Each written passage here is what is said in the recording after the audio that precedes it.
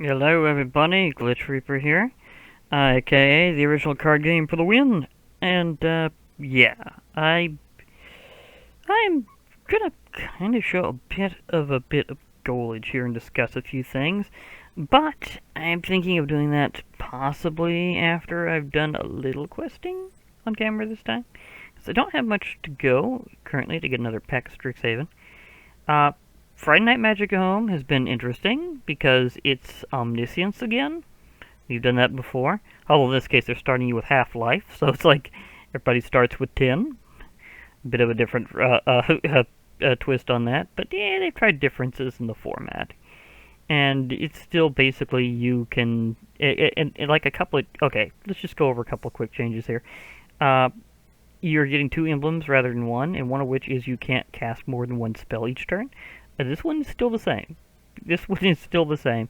And they got a somewhat different Omniscience deck for the event now.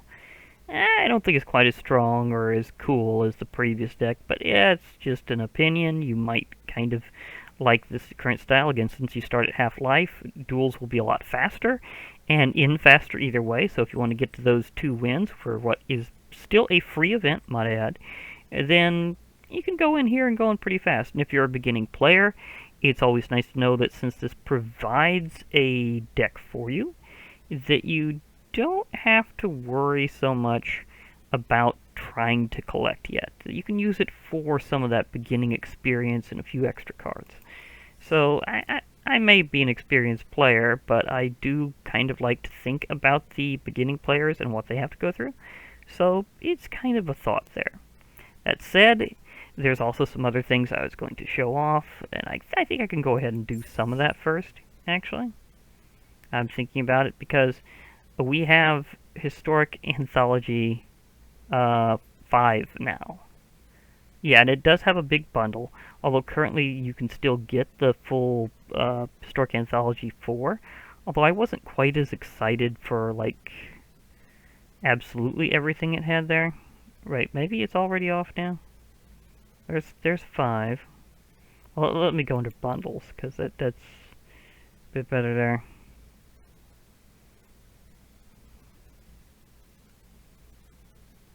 Mm-hmm. Maybe not. Maybe it's already out for 4. I was going to basically say it was still there, but if it's not, then okay, that's fine. Because I'm more interested in 5 anyhow. I could probably just get that one sword with a mythic rare at some point if I'd really like to. The Sword of Body and Mind. Which was a good sword, but still. I'm thinking probably not the big thing I'd be after. But this set, and I'm gonna have to illustrate this while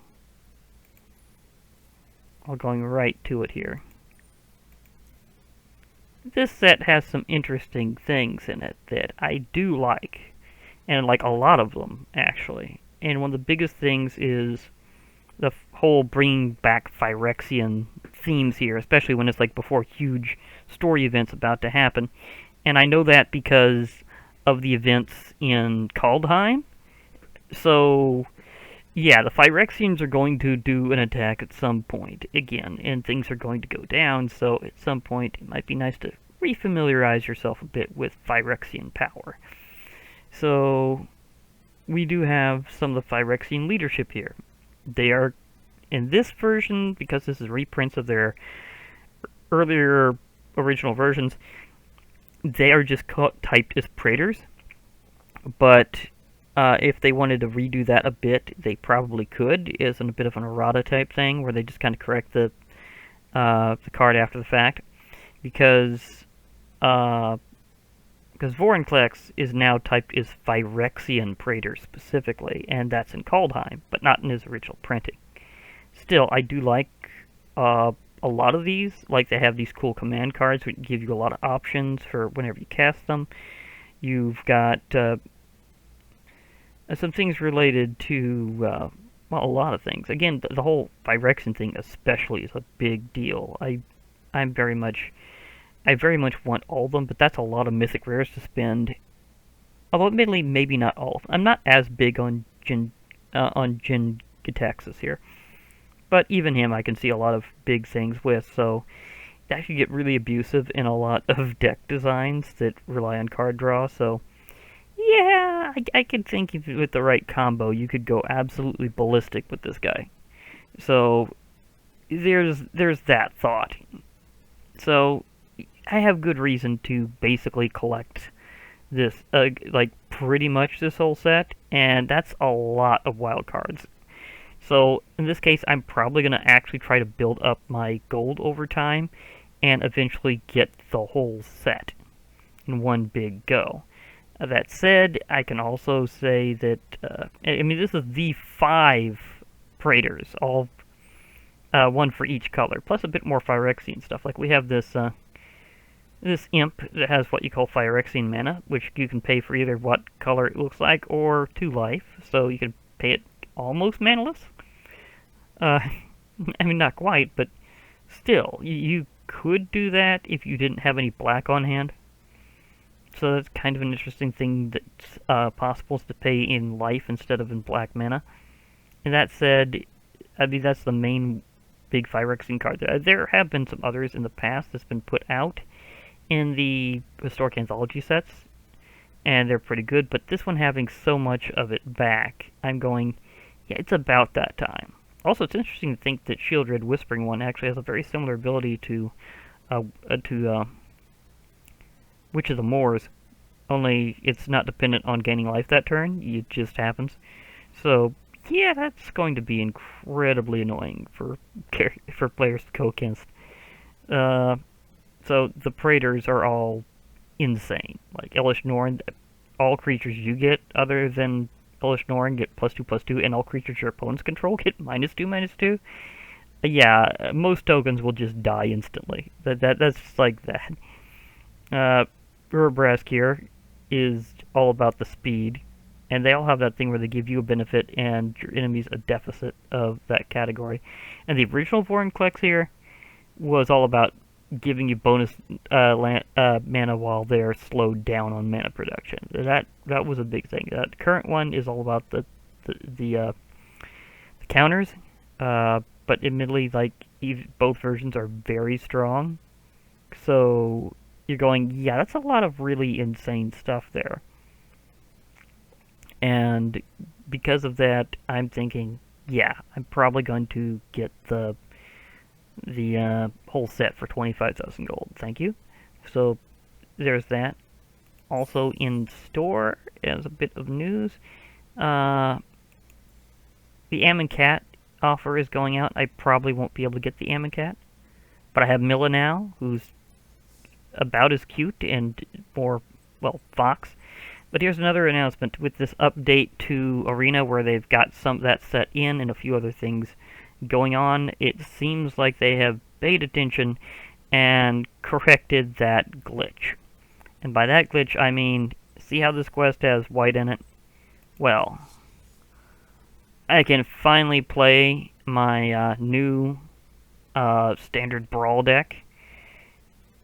And I'd like to kind of do that, kind of a bit chilling, pondering a few things, and showing that yes, you can have a commander and a companion at the same time. The reason why I knew that it was possible, not just with what the rules were saying, but what was in-game, was even though I had not attempted this previously, I don't have any creatures in this hand. Okay, that's a bit of an issue. I mean, I could foretell that, but that'd still be waiting for an actual creature. This is not the best starting hand. Well, as usual in Brawl, free mulligan. Okay, this is a lot better. I accept this.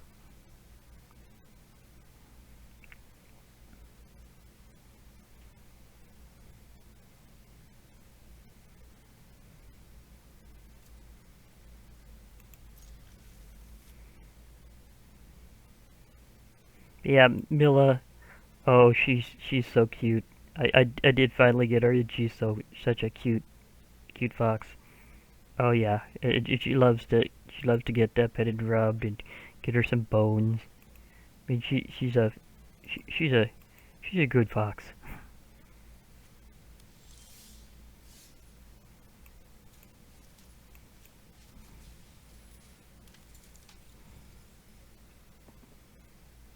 So this is going to be interesting. I got so many swamps this time. It's a good thing I got at least one plane, so this would be a lot wackier. Okay, to be perfectly fair, let's got more of a team here.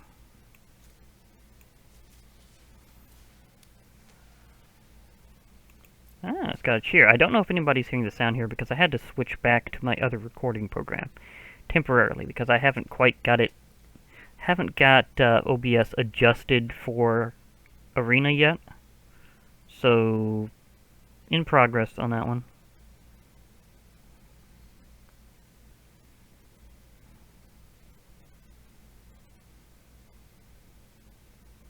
But yeah, Haktos Unscarred, this could be interesting.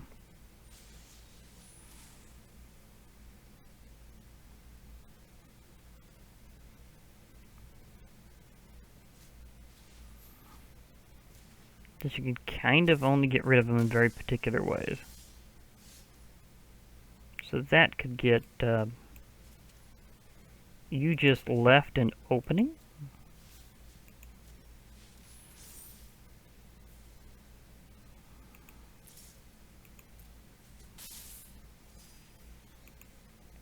Hello? You left an opening?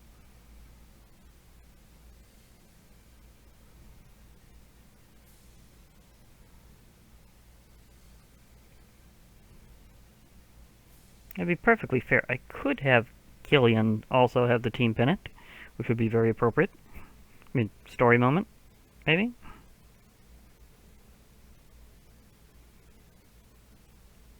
Not to mention that extra boost. I mean, team pin is a good one. Yep. Yep, they knew the princess was actually a pretty big threat. Okay.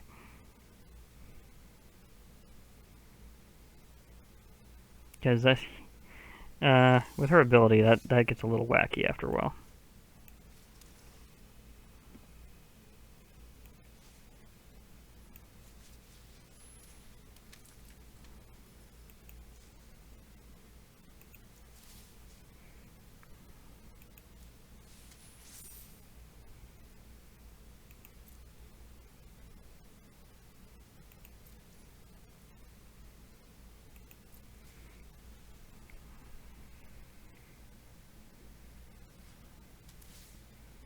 But, yeah, I'm gonna be...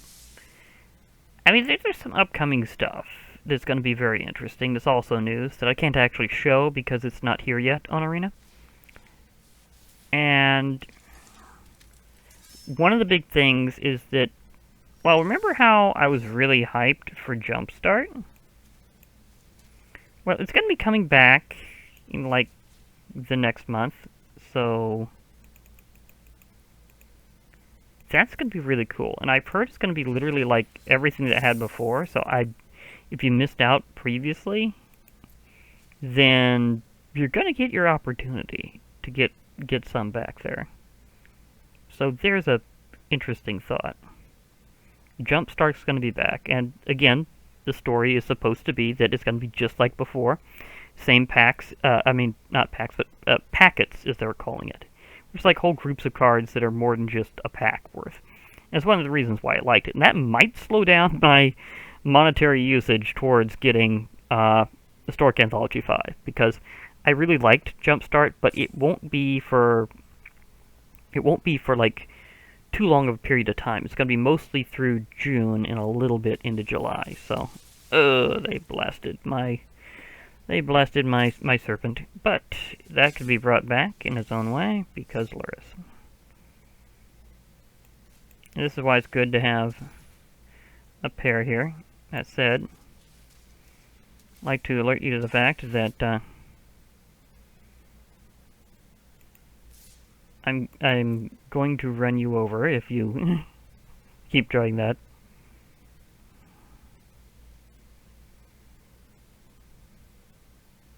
I also have the ability to make a pie.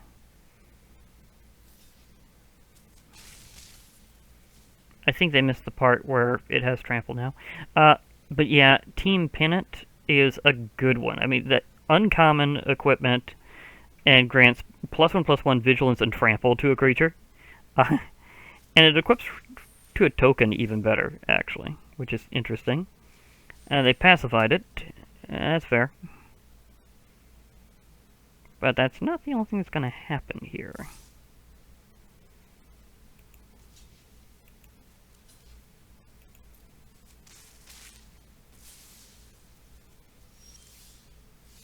Oh.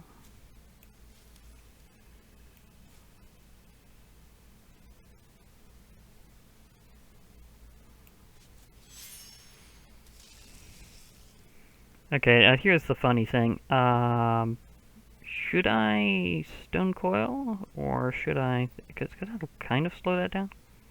Yeah, it will a bit. But I do need some extra life, so...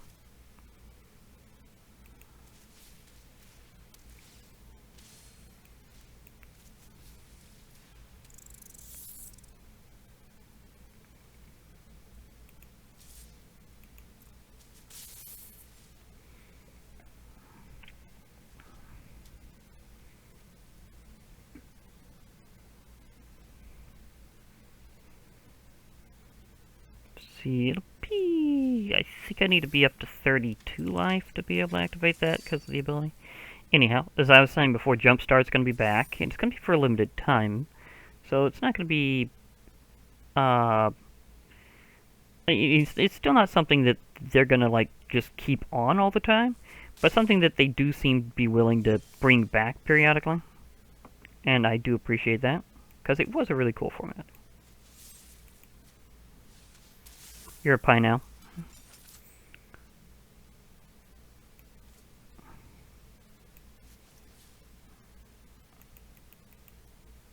The thing about it is because of how Luris works specifically with Stone Coil Serpent, or things with X, I can only pay up to 2. So that's an interesting thought.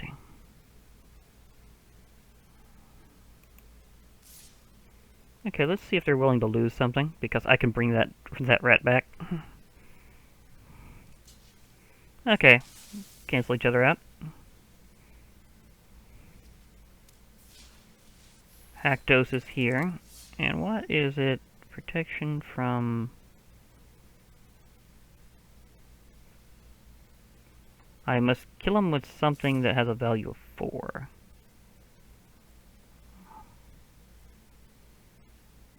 It's not entirely how it needs to happen, though, actually.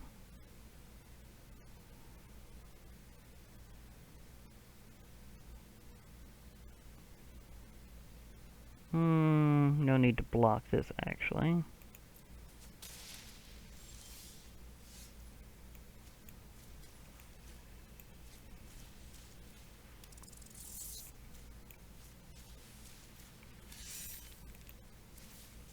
Equip the rat, because I'm going to be using it.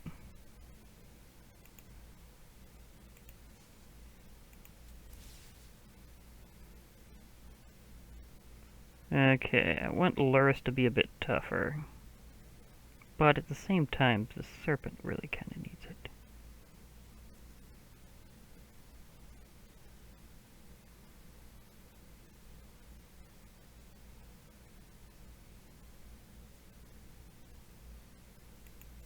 Just for a little extra edge there.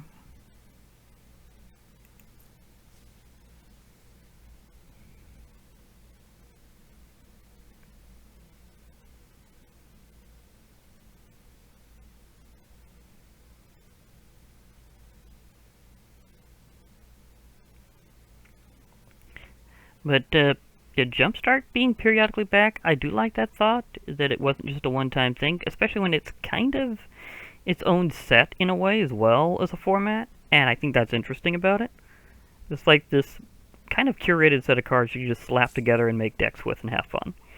So that's really cool, and I should probably cast Killian a few times just because I need to cast some white spells for this quest now that I'm thinking about it. But anyhow, I do like how Jumpstart's going to be coming back, and that's going to be definitely a thing I'm going to try to work with. Oh yeah, he has protection from that, so he's not going to move.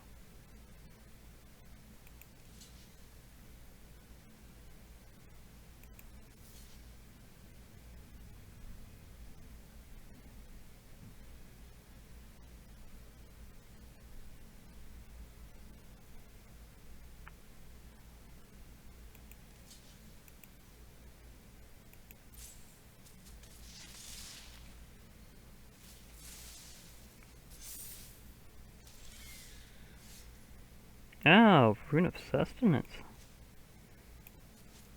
Yeah, let's give this thing a little extra oomph.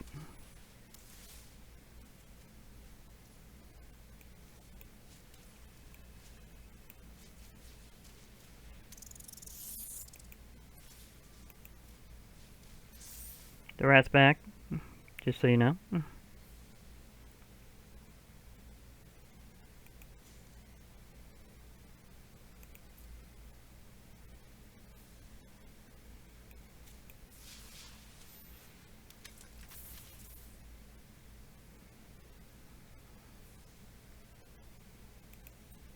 I do need a little food, so munch.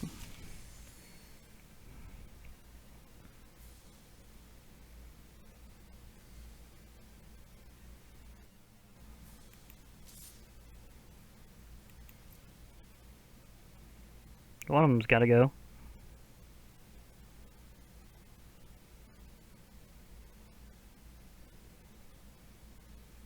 But yeah, Jumpstart is a big thing, but that's not all. There's something that I'm willing to possibly pay into a bit in terms of actual money, and that's coming up, and that's going to be kind of July-ish. At least I'm willing to. I might actually be able to make my quota of gems by just doing quests, because I'm kind of getting close to it. And that's kind of an interesting thing there, is I'm actually getting ridiculously close to it. Wait, can I go up? No, I cannot. It really is just limited to 2, but that's fine.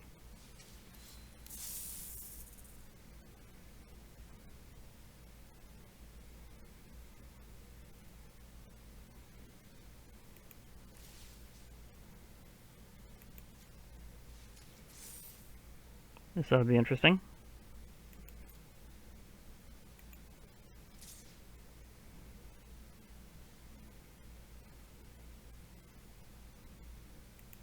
Actually, Killian can also do it, because he's got Menace. But yeah, and as I was saying, the thing I'm really pondering is getting into Forgotten Realms pretty heavily. Because Forgotten Realms is going to be very interesting. Because it's going to be like the first big crossover between MTG and D&D on the MTG side. So Magic the Gathering having like stuff from D&D, specifically Forgotten Realms things depicted in cards, is very interesting to me. And I have already seen a bit of what it looks like. But there's a dynamic that's still mysterious at this exact time. But it looks so incredibly awesome. And I'm really hoping that that becomes a big thing with it. I guess they realized I was going to just keep double teaming them with things and eventually running this over, so they have surrendered. I'll see how that is on quest project progress, and then I'll continue my thoughts on that while I'm back in a duel. 5 out of 20, fair enough.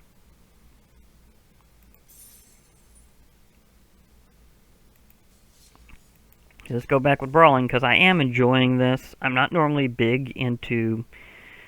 Well, my thoughts on standard have changed back and forth, admittedly, but I am liking this deck a lot. And it is considered standard at this time, so... Hey, it works. And it's fun. But, yeah, as I was saying, thing is, with Forgotten Realms, it's going to be really interesting, because there's been some very select formats and sets where they have brought in types of cards that you don't normally see in Magic the Gathering, or maybe specific to them. But this might wind up being one of the few times that they bring in a whole new kind of card, and it's considered like from then on this is a thing. that you can do, or at least like as long as like the general format's allowed, then it's allowed, which is kind of awesome when you think about it, because it's they're going to bring in a kind of card known as a dungeon card, and I don't know if it's going to be a true permanent type or what, but it looks like it's going to be really cool as to how that works, and I'd like to see how that operates. Like this is something that they've specified here and there, and it's looking like something that's going to be a very interesting dynamic. So we'll see how it all works out exactly, but it'll be interesting to say the least. And it's way more than that. Again, it's a lot of characters, a lot of translations between the two that's going to be interesting. And there's kind of a long-term ponderance of what does this mean in terms of like the story and Planeswalkers and stuff. I'm going to make this very interesting because there's something that has not been banned in Brawl yet, and I'm going to use it. Because this is a powerful ability here.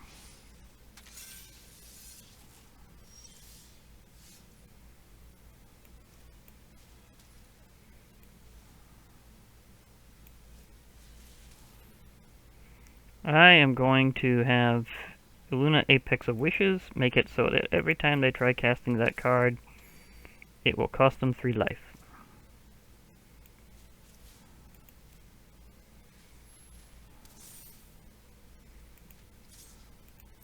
And I get to draw a card. Super cool silencer. That ability is kind of interesting. Choose a non-land card name when it comes to the battlefield, and whenever they cast a spell with the chosen name, they lose 3 life. You draw a card. And in Brawl, that's clearly visible. Also, of course, having any companion makes that really visible, because of the rules on that. Those have to be revealed at the beginning. So, therefore, there's certain situations where this is absurdly dangerous, although admittedly, in Commander and Brawl styles, I can see this being way nastier because of the temptation to keep casting your Commander there more than once. And it's something you can't do as well with a companion, because a companion, like, you only really get to be guaranteed that use of them once. With a commander, there's the fact that you can redo it, but there's a tax on it.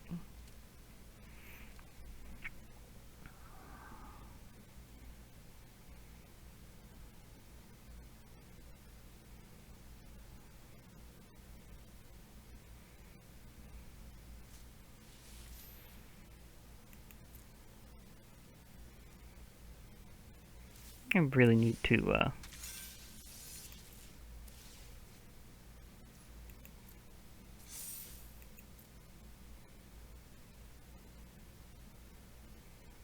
punish that with Killian there. I don't have enough counters on anything right now to really handle it. But this ought to speed things up.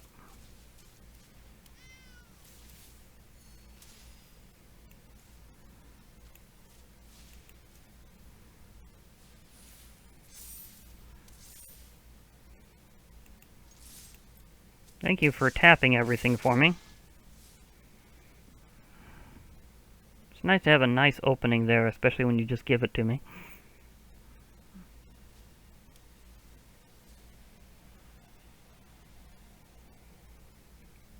But yeah, there's a lot of subtlety in how D&D works. And I'm wondering how all that's going to translate into Magic the Gathering. But at the same time, I'm really hyped for it, because I am both a Magic the Gathering and D&D fan, so Dungeons & Dragons, Magic the Gathering.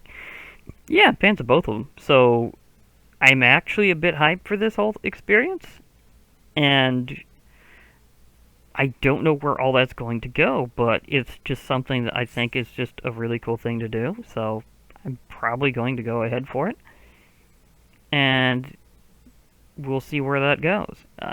That said, I recently did get one of the very rare opportunities in the shop to just buy some gems. So again, always check your shop whether or not you're really going to do very much in it, because sometimes they will literally just sell gems for gold, and you can quest for gold. You don't have to put actual money into that. That said, there are some things where I am in fact tempted to do money, and one of which also has to do with another aspect of D&D and MTG combining like this. One of the avatars you can get, which is now kind of behind a paywall, is the adventurer. Like, you literally can't even pay gems or gold for it. It has to be with actual money for that avatar. But the thing is, it also comes in a bundle with City of Brass. And I think they just realized they left a wide opening, and I was about to just pummel them next turn. And, okay, let me check my progress here for a moment and get back to that thought. That was very dramatic. Because they realized, oh wait, I left everything completely open, and there's more than 9 points of damage heading my direction, so I'm just flat. That's what they just realized there. Okay, so I'm halfway through. So we'll see where that goes, because whenever this ticks down, I am going to get... also, if I get 4 more wins, I will also get it anyhow. Plus, I'll have a free card... I'll have earned an extra card along the way. But yeah, as I was saying, the Adventurer Bundle is tempting in a very interesting way, especially when it comes to the timing of this set in various ways. The Adventurer is kind of a mysterious figure here in Arena, because it's like part of the beginning sequence of the game.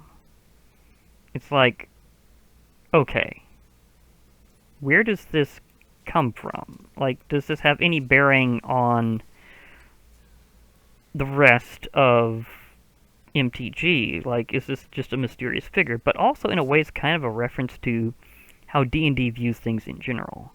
Because, like, it considers the party members as adventurers.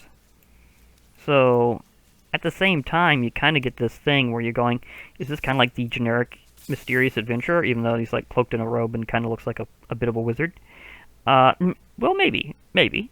And at the same time, it comes with City of Brass as part of the Adventurer Bundle. And City of Brass is a well-known location in D&D. And it's also something that comes as a card in MTG early on in its history as well. Because it's just one of those things that, well, it was kind of touched upon early. And famously, it was a really interesting land. Like, it was borderline legendary from the beginning because of what it did. That said, it had a bit of risk and reward in terms of a Magic the Gathering card. But the City of Brass is already a figure in D&D and MTG because of that. Because the City of Brass, it's already in both, because it's a famous planar location on the Plane of Fire in D&D. Like, it's like the city of the Ifrit. And it's like a big planar metropolis. In MTG, it's a very powerful land that lets you basically deal some damage to yourself in exchange for being able to make any color of mana. So it's like, yeah, it's like, let's go ahead and do that. So it's, again, like near legendary status because it, like, comes out with, like, it's not one of those lands that you have to come into play tapped. It doesn't have, like, some direct penalty when it comes in. It's just when you use it later, but you still get mana of any color, which is great.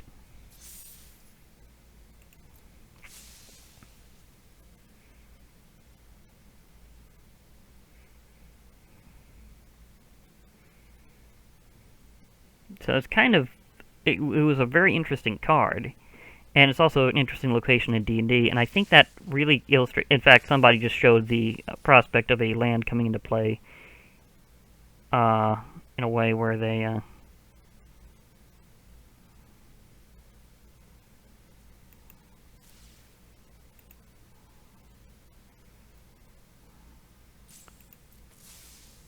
I know what they're about to do.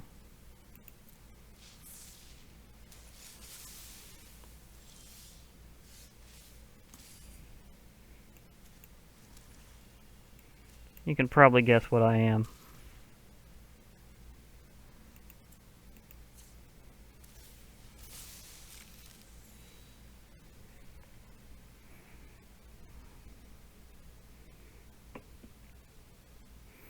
But yeah, as I was saying, that was already deeply connected between the two in a way.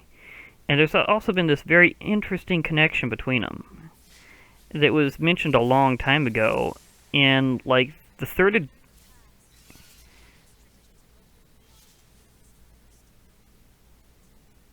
You know, the timing of that statement in Narset is kind of hilarious.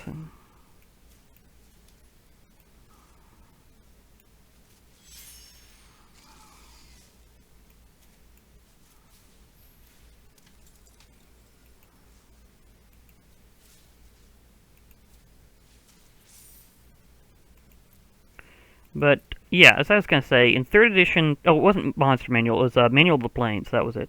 3rd edition Manual of the Plains had this really interesting quote, specifically, of all places, the Plane of Pandemonium. And it was basically about a terminology that wasn't used anywhere else in D&D. It's something that normally applied to MTG, and that's the idea of a secret of planeswalking.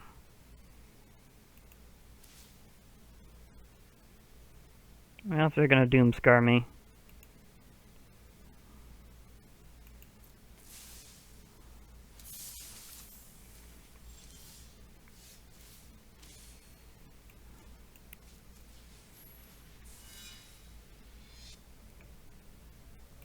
Then I might as well.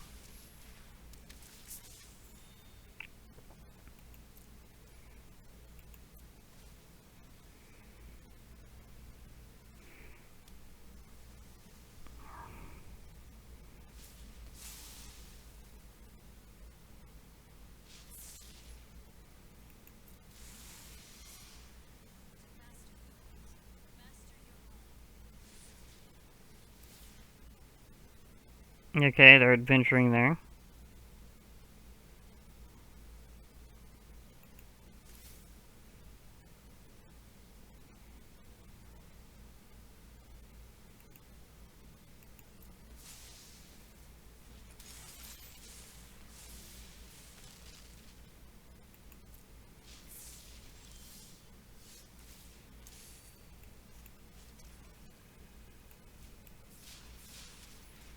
And again, this would have totally killed me by now if I'd had somebody targeting my planeswalker with Silver Quill Silencer. So, yeah, that ability is just kind of nuts when you think about it. But, yeah. Anyhow, as I was trying to indicate back there, thing is, there was a statement about Pandemonium, about a very particular location known as the Harmonica, where supposedly there was the secret of planeswalking, the secret of going between the planes without a portal, a device, a spell or psionic power, or even looking for a casual weak point. It was an interesting story, and I always thought that because at that exact time, they had already kind of indicated that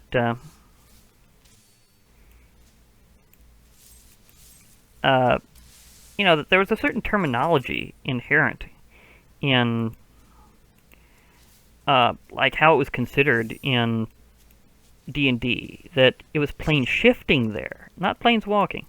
But at the time that that one was written, it was already after TSR, the original makers of D&D, had been kind of bought out and assimilated into Wizards of the Coast and Hasbro.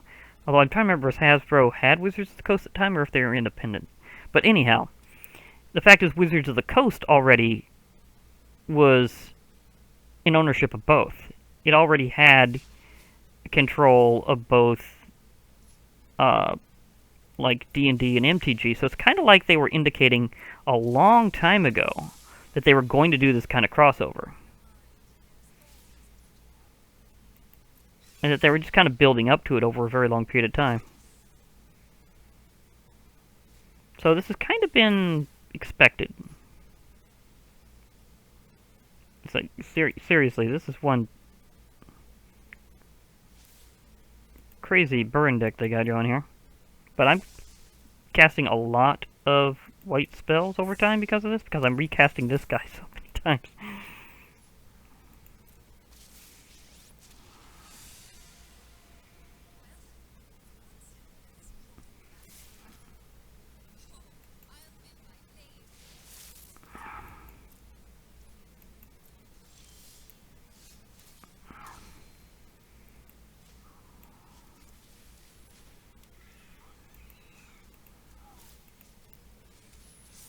But yeah, it's like they've been planning this for like many years. They've been getting ready for this moment where they'd have this big crossover. And I think that's interesting that they'd at least conceived of the idea of maybe eventually the teams that they'd now had between the D&D team and the MTG team would eventually cross over with each other. And it's already happened a bit the other direction with like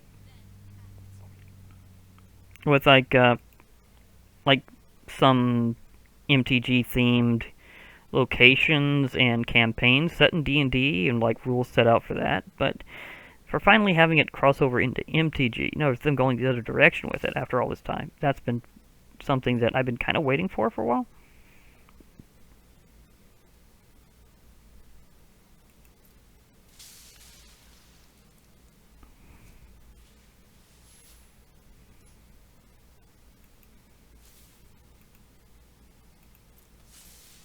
So, it's been a while. It looks like we're finally getting to that point.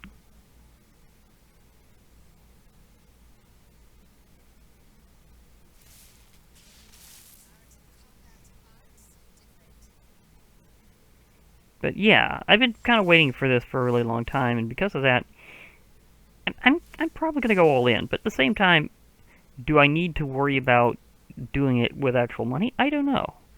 Because during the time that it's going to have this season, which is going to last for quite some time, they're going to have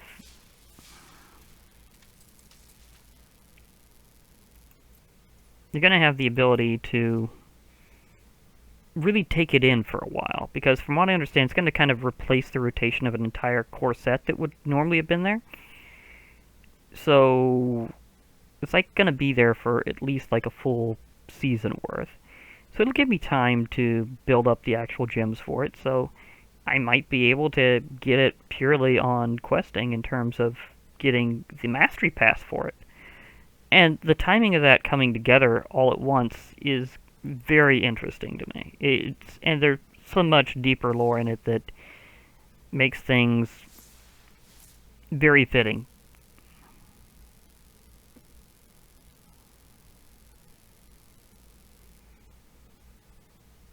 So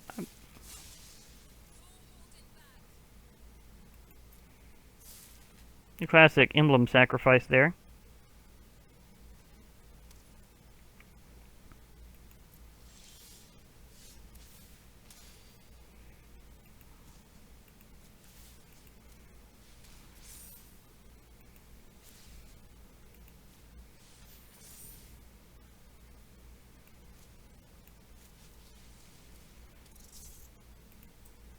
And munch, because I can.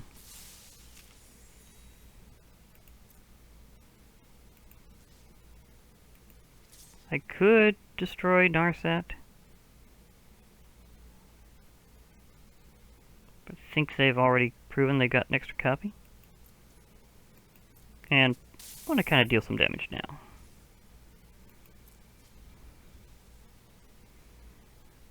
Anyhow, as I was saying, it's the timing of this all working out at once, where I'm probably going to finally get enough to buy a season's or set's mastery pass. At the same time, it's going to be the big event I've been waiting for in terms of Magic the Gathering, where they finally get D&D stuff in Magic the Gathering. It's just kind of an amazing coincidence. Did they have a Narset before? Oh yes, they're commanders, so of course she'd be back.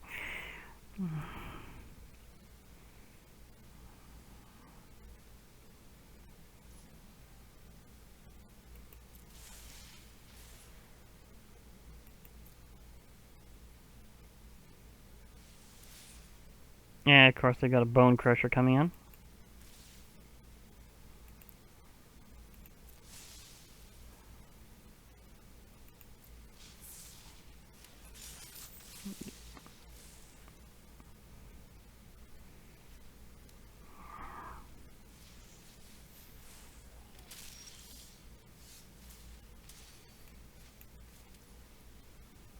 Okay, just time to munch like crazy for a while.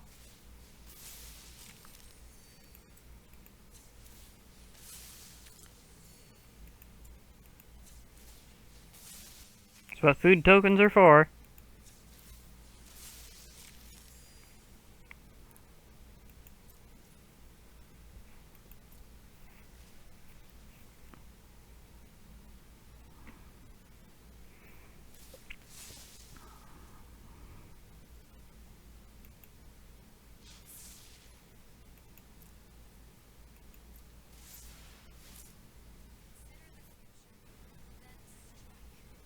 You know, it's funny, I was kind of talking about something like that. So considering full stack of health. Okay.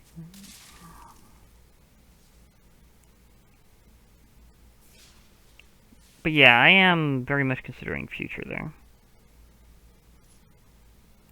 Self-complimentary as a commander, there's an interesting thought.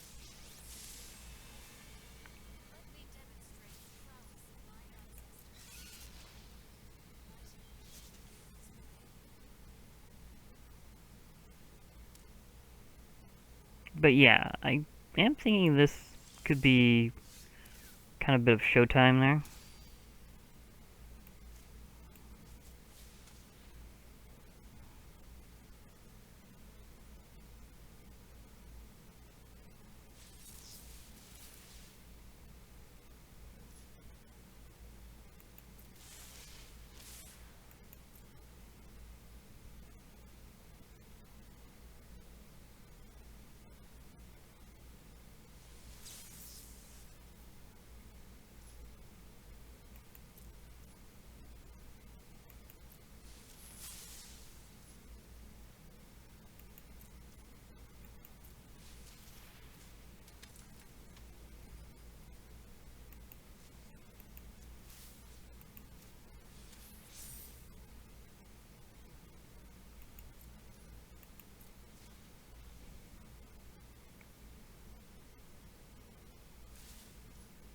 But yeah, the fact that they're converging is just kind of awesome because I was originally thinking that maybe I'd get that first mastery pass during call time, which was big on mythology and I'm big in mythology. But turns out that's not actually going to be the case. It'll be coming through around the time that D&D has this big crossovers with Adventures in Forgotten Realms. So yeah, I'm totally up for that.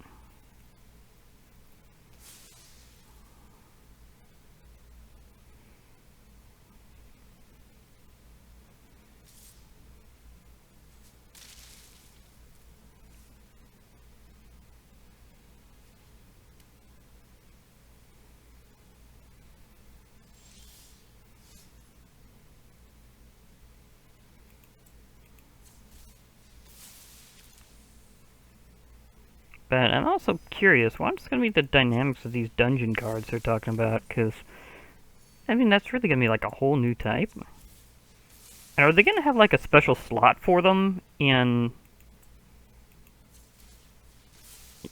packs, like they did with Strixhaven, where there's always a slot in it for a mystical archive card? Because it would make sense if they're doing such a bigly, like, not bigly, darn lips. It's like this massively themed set for D&D that if it's going to have a lot of dungeons, then probably they're going to have a lot of dungeon cards set up. And it's also kind of like what they did with one of the unsets, Unstable. In terms of my line of thinking there, because with Unstable they had it where there was a whole slot dedicated to having a contraption card. And contraption cards were specifically artifacts that were a very specific type that could only be obtained in a certain way. And they had like their own little separate little side deck, which was interesting. And I'm wondering if maybe they're rehashing part of that idea of it being like a special kind of card. Because that would make a lot of sense for D&D, having like all these dungeons that way.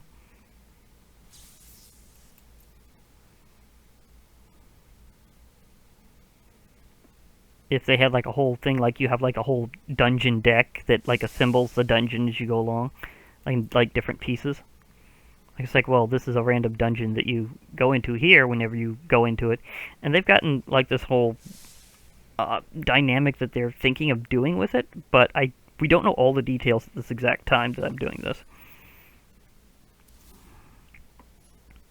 So, but there are kind of indications of which way it's going. Because they've done these kind of special dynamics before on occasion.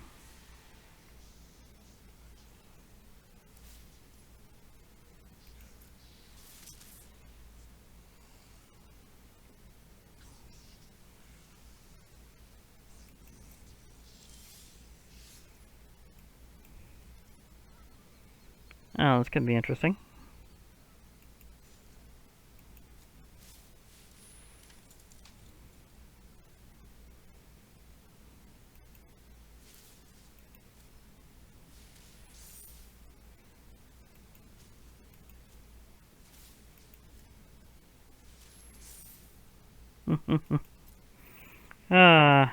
Nothing like an eternal amount of tokens.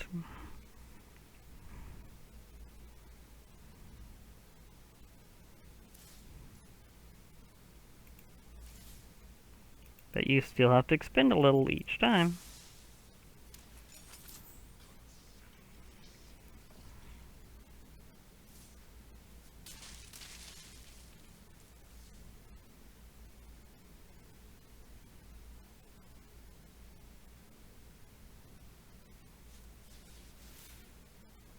Ah, the replicating ring. Again, me talking about Kaldheim mythology, and here comes something that comes up, also based on the Norse mythology. Odin's fantastic replicating ring.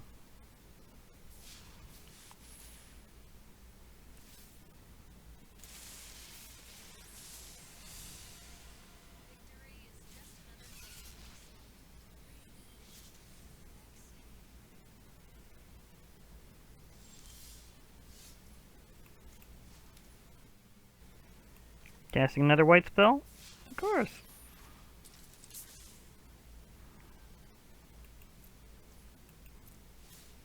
Quest progress. I probably... let me look over this. How many white spells have I cast? 4 there, plus him several times?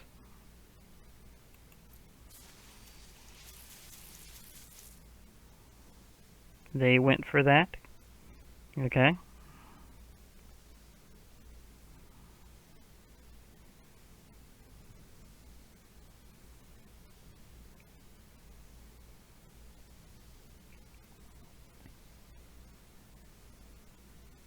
Oh, Mila. You're always such a cute cheerleading entertainment. Yes, you are.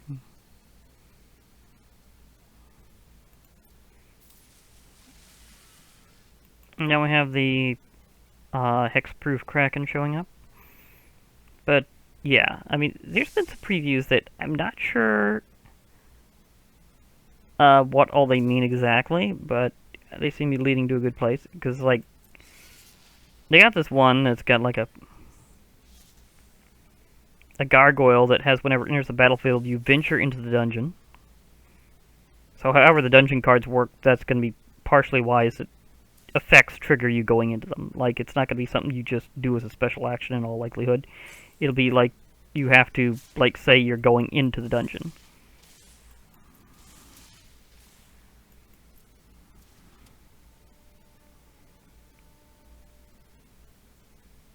And yet they're using just the, one of them I consider the weakest of the legendary artifacts that are paired with a god.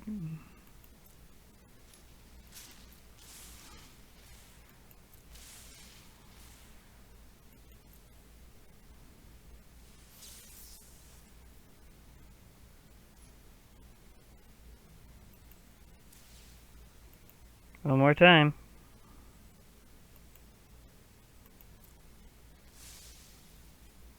You forgot I had that primed.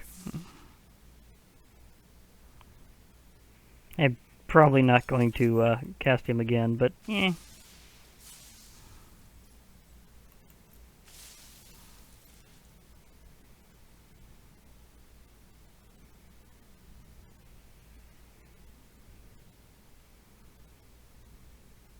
But yeah, as I was saying, that this preview has it where whenever you have a creature do something, you can venture into the dungeon. And ooh, the Dream Trawler and the Sea Restoration. Okay. But yeah, thing is, they also had another thing on this gargoyle that said if you've completed a dungeon, then it gets like +3/+0 in flying. And that's like just a permanent change. So it's going to be kind of like getting the city's blessing. Is like after you've done this, you can get special effects. Now, whether or not it's going to be kind of like a full mini thing. Oh my gosh, I have so much mana to burn on this. Why not? Let me, in fact, even... Can I even... I can't even reach that because of the way I got my thing done here. So I have 11 mana. I think this is the biggest Stone Coil Serpent I've had in quite some time, if this actually goes down. Yeah, that is a humongous Stone Coil Serpent.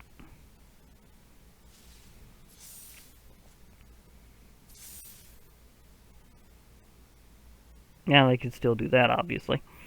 Because that's not exactly targeted in the regular way, and it's not multicolor. So, But yeah, there's this whole idea, this dynamic where you can get bonuses based on doing things. And so we don't know if the dungeons are going to be like mini games or if it's going to be like mini quests inside the game, or just like you have it there and you go through the process and there it is. I'm not sure exactly how procedural and random the dungeons will be. I got my Strixhaven I was after. Sweet. So whether or not I do anything more there, I'm good for that one.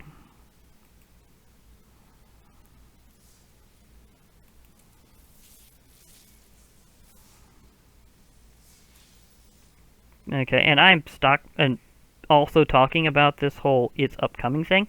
I'm trying to stockpile a bit of my wild cards here. I'm going to stockpile at least one of each, because when these dungeon cards come up and some of these other things that's going to be in the set, I'm going to want to make sure I have a little bit to go around, especially if I want to choose how my dungeon adventure goes, or at least can go. I mean, this whole dynamic could be interesting in and of itself. And it's going to be kind of crazy, and I want to be kind of prepared for the insanity that will definitely be resulting. And I just got another uncommon on top of all that. Honor Troll. Yeah, you get a little extra life with all life gain. Vigilance, and can be a little pumped up whenever you have enough life. So he is the Honor Troll.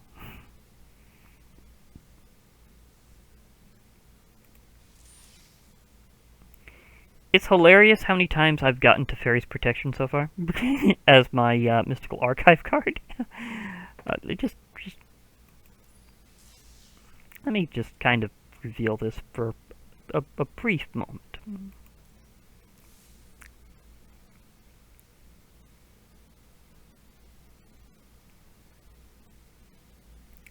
I have 3 of these. I have 3 of these cards. So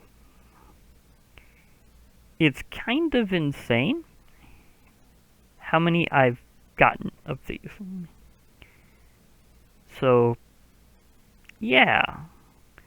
It's also interesting, I was talking about the Rise of Phyrexian, how I want to kind of prepare for like that as well, like getting the Praetor cards, because I think this is depicting the invasion of Dominaria by the Phyrexians before the events of the Mending, and those are basically like Phyrexian portal carriers, and they're like gonna carry over planar portals to gate stuff in and perform the invasion.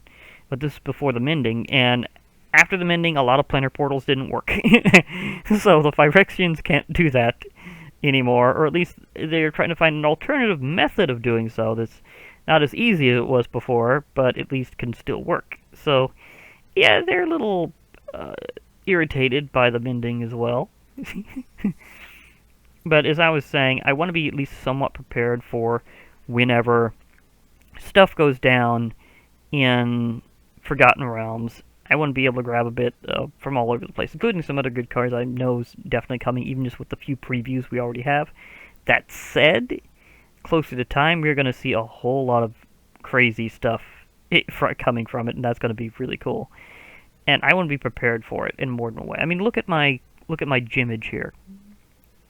I've got 2,850 gems, and 400 of that was from one of the rare you just get these gems if you buy them in the store routine, which is, again, not very common.